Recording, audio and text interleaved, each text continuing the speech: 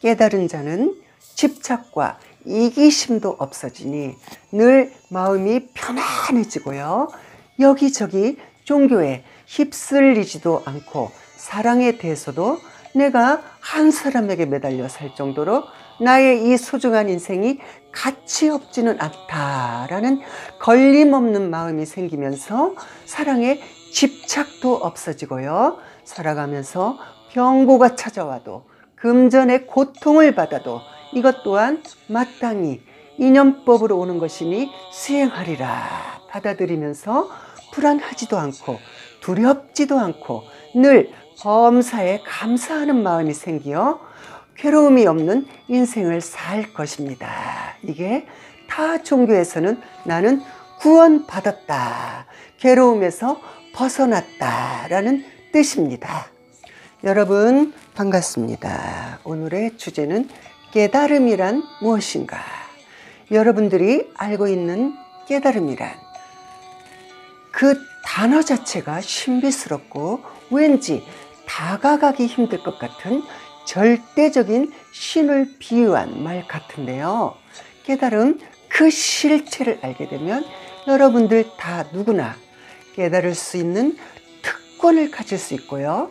깨달음에서 오는 축복된 제2의 인생을 살 수 있는데, 무명에서 무지에서, 여기서 무명이란 산스크리트어로 팔리어를 뜻하고요. 이 말의 뜻은 밝은 빛이 없고 구름에 가려져 어둡다라는 뜻입니다.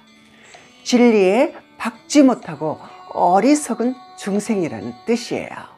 부처님께서는 무명을 이렇게 말씀하셨습니다. 비구들이여, 무엇을 무명이라고 하는가?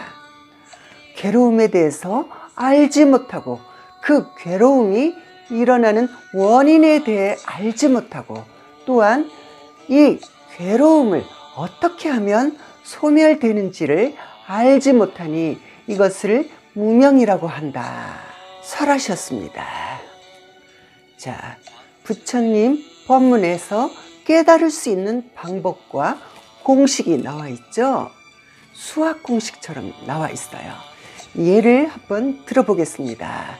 배우자가 바람을 핀다, 돈을 훔치거나 도박을 한다, 자식이 가출을 했다, 이런 환경에 처했을 때는 그것을 지켜보는 당사자는 온몸에 피가 거꾸로 솟고 배신당한 기분에 숨쉬기도 힘든 생활이 될 것입니다. 그러면서 나는 왜 이렇게 업이 많지?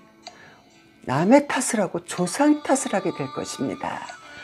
하지만 역으로 당사자들은 훔쳐먹는 사과가 맛이 있듯이 배우자 몰래 바람피는 그 스릴감, 쉽게 벌려고 도박을 하거나 훔치거나 그런 행동을 취했을 때 느끼는 감정, 쾌감, 또한 청소년이 가출을 하여 공부에서 벗어나 자유를 찾았다는 해방감, 이분들도 이런 행동을 취할 때는 머릿속에서 하지 말아야 될 나쁜 일이지만 이 습에 빠져 그런 느낌이 즐겁고 순간순간 온몸을 흥분시키니 그 무엇과도 바꿀 수 없는 야릇한 기분에 중독되어 헤어나질 못하는 것입니다. 자기 기분대로 사는 분은 이렇게 결과가 안 좋은 인생의 패배자, 수학 공식처럼 나와 있어요. 이런 분을 우리가 어리석은 자, 깨닫지 못한 자라고 합니다. 우리의 인생은 본인의 선택에 의해서 스스로 결정을 짓는 것입니다. 인생이란 옳다, 아니다, 정답이 없어요. 다만 본인의 어떠한 인생의 길을 선택할 때는 반드시 그 결과가 따를 뿐입니다. 불교가 어렵다고 해서 쉽게 말씀드렸는데 이해가 되세요? 깨달음이란 어리석음에서 눈을 떠서 지혜를 찾는 것입니다. 배우자가 바람을 핀다, 도박을 한다, 아이들이 가출을 했다, 이게 까르마에서 오는 업이에요. 이 업은 무명에서 오는 것입니다. 이해가 되세요? 까르마도 무명에서 오는 것을 인지하고 깨달아야 되는데 어리석은 중생이라 천도제를 하고 살풀이를 하고 이래서 이게 무명에서 벗어날 수 있어요? 그런 시대가 지금은 아닙니다. 우리네 인생은 무명 속에서 살아갑니다. 밝은 빛 속에서는 자신의 무명의 정체가 환하게 적나라하게 드러나는 것이에요. 밝은 빛을 보려면 무명에서 벗어나려면 어찌 해야 될까요? 흔히들 깨달으려면 일반인들은 알아듣지 못하는 직지본심, 자아성찰, 견성, 내명철, 아트만, 참나, 관화선 여러 가지 이런 단어로 설하시는데요. 아주 쉽게 말씀드리겠습니다. 무명에서 벗어난 사람을 깨달은 자라고 합니다. 여기서 깨달음이란 모든 괴로움에서 벗어나는 사람을 말하는 것입니다. 모든 괴로움이 도대체 어디서 오는 거냐? 그 실체는 욕심에서 오는 것입니다.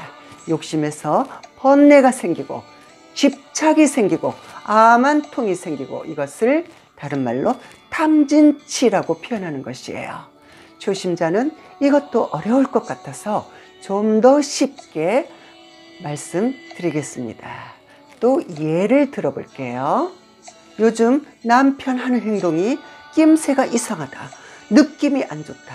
여자들의 감은 무당을 초월합니다. 여기서 어리석은 자는 남편의 스마트폰 내용과 지갑과 옷을 뒤지면서 카드 내역서를 확인하면서 판도라의 상자가 열리면서 모든 괴로움이 시작되는 것입니다. 믿었던 남편의 배신에 대한 분노와 나 아닌 다른 여자를 만났다는 원망과 집착이 생기고 번뇌가 생기면서 이 아만통이 생기고 결국에는 지 승질대로 이혼하고 자식들까지 상처 주고 힘든 삶을 살아갑니다.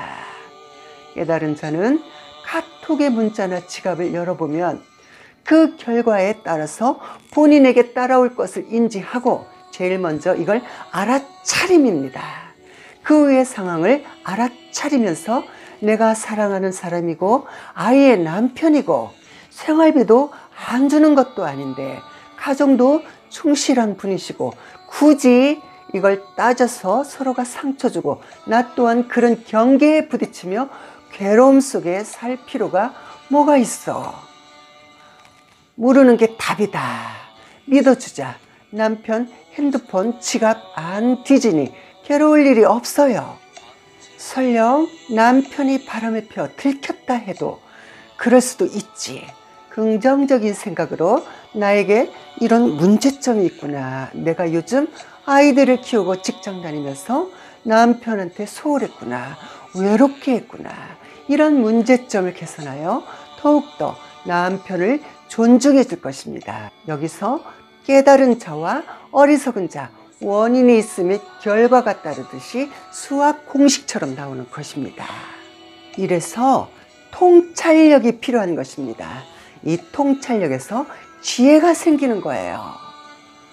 그 순간만 한쪽 면만 보지 마시고 앞에도 보고 뒤도 쳐다보고 미래도 보고 이래야 본인의 어리석은 편견에서 벗어나서 지혜가 생기어 깨달을 수 있는 인생을 살게 되는 것이에요. 성격이 팔자다라고 했습니다. 성격 따라, 쥐꼬라지 따라 자기 인생의 결과가 반드시 따라오는 것입니다. 깨달으려면 괴로움에서 벗어나려면 머리로 이해하는 것보다 행동으로 옮겨야 합니다. 먼저 나의 내면을 거울로 비추어 보세요. 시커먼 마음을 찾지 못하면 부모님이나 가까운 친구를 통해 나의 내면의 단점을 지적해 달라고 하면 알 수 있어요. 그 단점을 장점으로 바꾸면 되는 거예요. 참 쉽죠? 이 수행법을 이파사나 수행이라고 합니다.